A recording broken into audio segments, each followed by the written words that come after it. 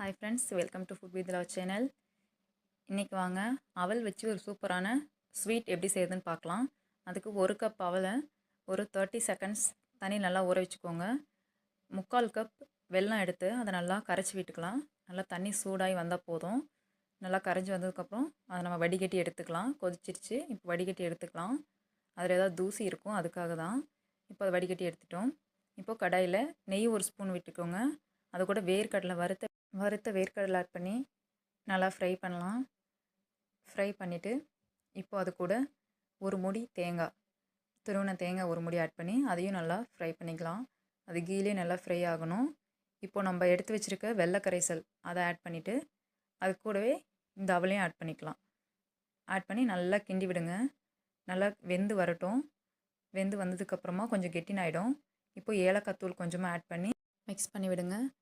Mix பண்ணிவிட்டு இந்த consistency வந்தோடனே நீங்கள் எடுத்து சர்வ் பண்ணலாம். ரொம்ப டேஸ்ட்டான இனிப்பு அவல் ரெடி ஆயிடுச்சு. Subscribe our channel. Thanks for